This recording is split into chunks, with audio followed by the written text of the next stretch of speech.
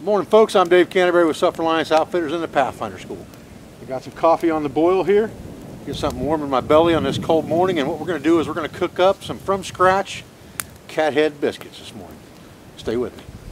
All right, let's talk cat's head biscuits. Now, ingredients are pretty simple for this. It's also known as biscuits from scratch, but in the South they're called cat's head biscuits. I don't know why they're called that, probably because they're as big as a cat's head. That's the way my buddy Brandon Elkins explained it to me anyway. But these are a great dish in the morning because you can have something warm. Put something sweet on top of it with some coffee or hot chocolate. You should be pretty well set. Ingredients: all-purpose white flour. You don't need the self-rising type, just flour. Salt, baking soda, baking powder, lard, the real stuff, buttermilk, molasses at the end. All right, let's get started. Okay, so the first thing we're going to do is we're going to use a mixing bowl here for our dry ingredients. And we're going to put in 3 cups of flour.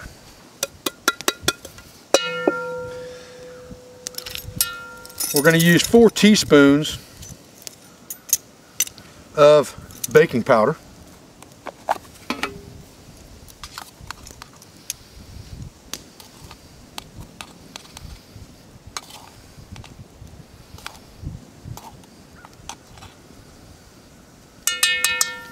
Now don't worry about getting them too extra perfect there. Okay, now we're going to use 1 teaspoon of salt. And then 1/4 of a teaspoon of baking soda. Get this thing opened up and we get inside here a little bit. Just like that, okay? That takes care of our dry ingredients. Now the first thing we're going to do is we're going to mix that up a little bit real good. Just a old pastry mixer here, probably back in the 50s. A couple good pieces of kit for this kind of stuff. If you're doing the camp chef thing, is all you need. You carry most of it in a little bag. All right, so once we get that in there, now we're getting ready to cut our lard in there, okay? And the lard needs to be chilled. You don't have to worry about that when it's 30 degrees or less outside. It's going to be chilled. And we want 1 cup.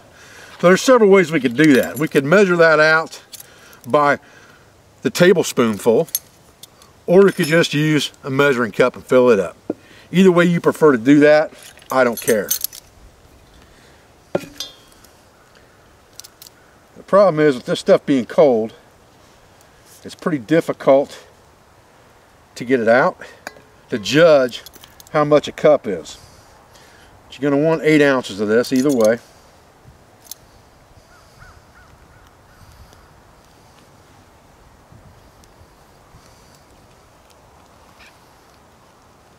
Again, you want this cold. So you kind of have to judge by how much space you're taking up in there, how much a cup's going to be. Just kind of smash it down in there. Figure you got a little dead air space in there, so put maybe an extra scoop in. Take up that airspace. Again, this stuff doesn't have to be absolutely picture perfect. And it'll still work, don't worry about that. Alright, so now what we're going to do is we're going to cut this into our flour. And I'm just going to do that a little at a time by putting a couple of shavings in there. And this is going to take you the most time, is doing this, alright? I'm kind of showing up how I get this thing up where you can see it here a little bit. So cutting this in is going to take the most time of anything. Is getting this stuff cut in here really, really well. But don't skimp on this part because it's important.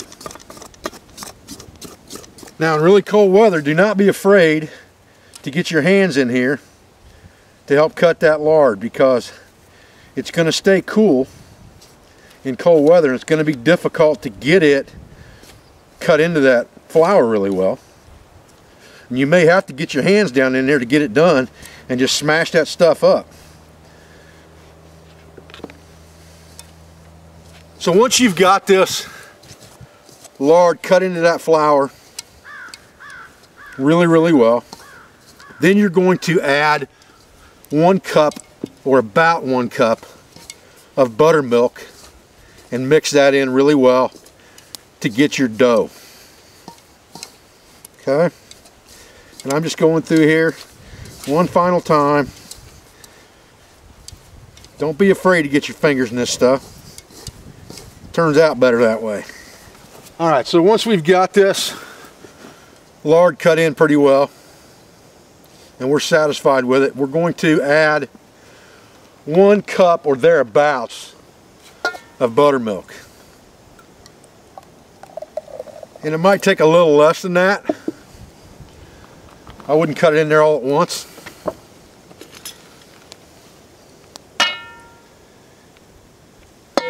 Pour most of it in and start to get this mixed up real well. And you're trying to, at this point, form a dough.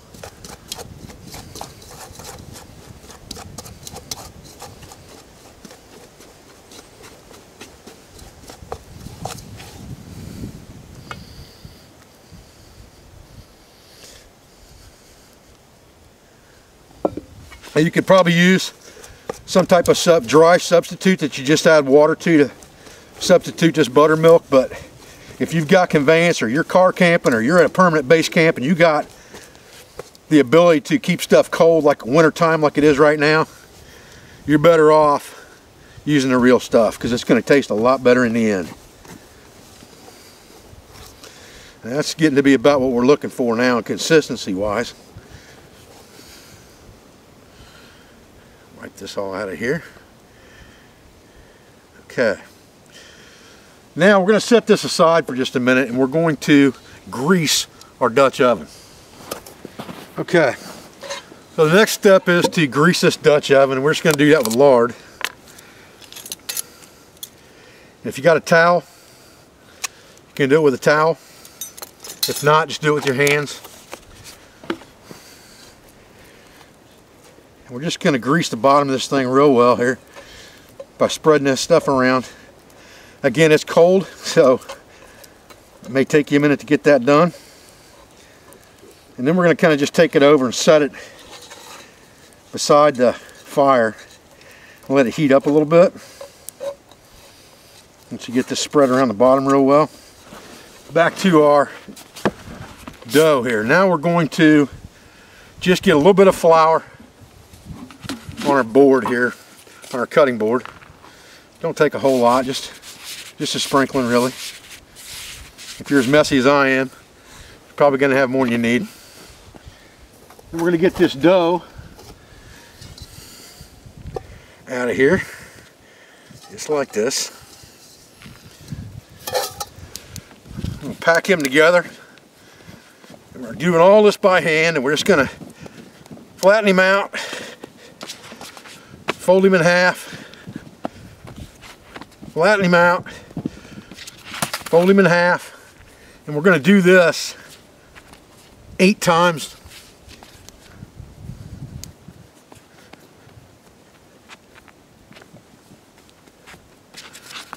That's 3 times. Okay, once we've kneaded this 8 times, we're going to pull this stuff off of here and we're going to make our biscuits. And our biscuits are going to be about 4 inches in diameter when we're done and about 1 inch thick. So we're looking for stuff about like that. Okay? And you'll get used to how much you need to do this with just by trial and error.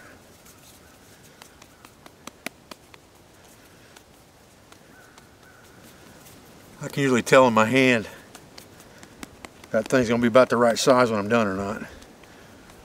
Again, this don't have to be perfect, but these should be made by hand. This is not a biscuit you want to cut out with a cutter. These should be made by hand.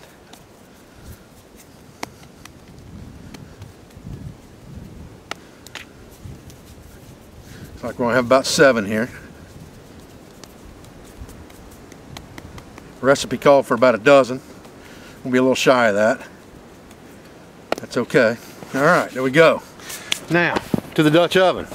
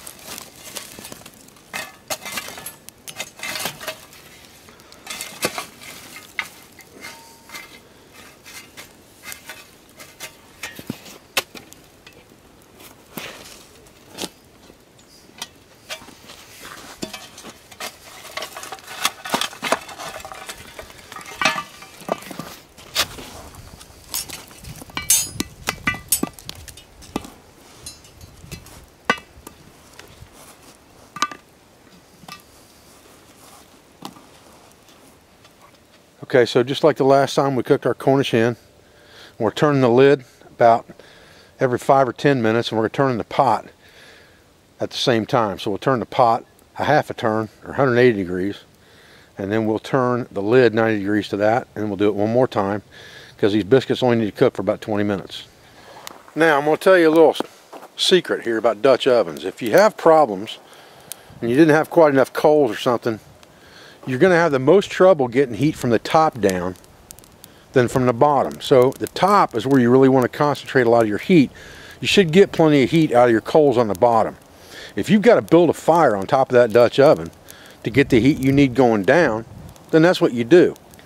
You just have to adapt and overcome to situations. I don't have a lot of firewood cut. I'm using small sticks for fuel. So sometimes you got to resort to different tactics to get things done. Alright fellas, I say we sneak a peek at these old cathead biscuits and see where we're at here. Remember that your fork is going to be your gauge. You're going to look at the top of them to see if the top's done, obviously. See what color they are. They should be brown in color. See if we can move this just off to the side. Just a little bit. Without dumping any coals or anything. Just like that. And we'll go down in here and see what we got. If the fork comes out dry, they're done. Okay? So we'll go ahead and take our lid completely off here. Set it to the side.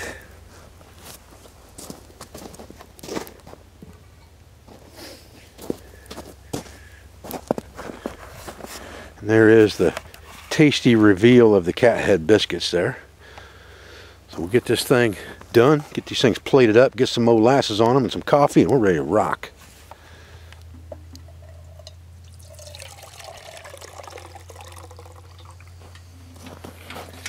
Right, cup of coffee.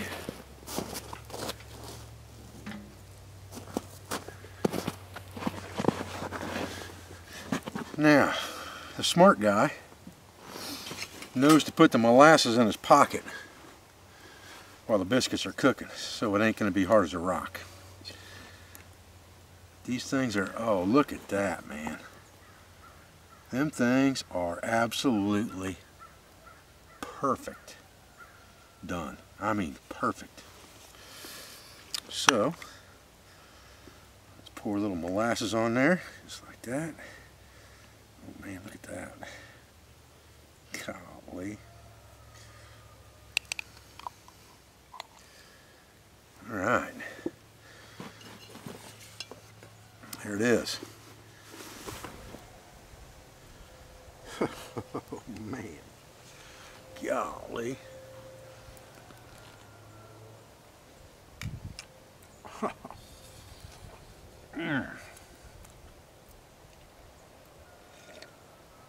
Them things just absolutely rock. Man, you don't know what you're missing if you ain't made cat's head biscuits.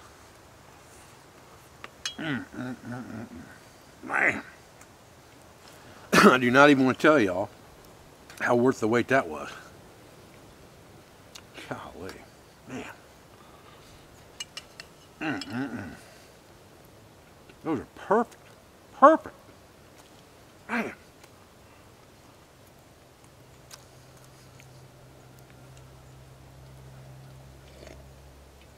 In case you're wondering where old Rufus is at, I think he's up at the house cuddling up next to Mommy, to be honest with you. I'll tell you, a couple things I want you to understand here is that, first of all, you know, don't be afraid. I can't stop eating this. Don't be afraid to be a little unconventional with your Dutch oven cooking. You know, I don't use charcoal briquettes. That's just, to me, that's not Dutch oven cooking. But look how perfect that thing came out. I mean, that was a perfect biscuit.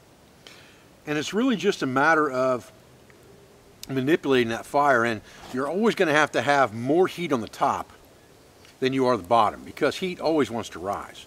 So to build up enough heat inside this chamber to cook the top of these biscuits and cook them through, you've got to have a tremendous amount of heat on the top. So Get your bottom coals good. Get some on the top, and don't worry too much about it. Once you check it in the middle of your cook cycle or something, when you're spinning your lid, if it doesn't look like those things are cooking right to you, and you'll get used to that over time. Don't be afraid to build a small fire right on top of that Dutch oven with small sticks to get the amount of heat you need in there. That's exactly what I had to do, and these biscuits came out absolutely perfect. It just took them about 30 minutes to cook instead of 20 minutes, but they came out absolutely perfect. There's not a single burnt spot on one of those biscuits. They are absolutely, every one of them is absolutely perfect. So don't be afraid to cook in an unconventional manner, because you never know what you're capable of until you try it. I appreciate you guys joining me for this video today. I appreciate everything you do for our school, for our family, and for our business, for all of our sponsors, instructors, affiliates, and friends, and I'll be back with another video as soon as I can. Thanks, guys.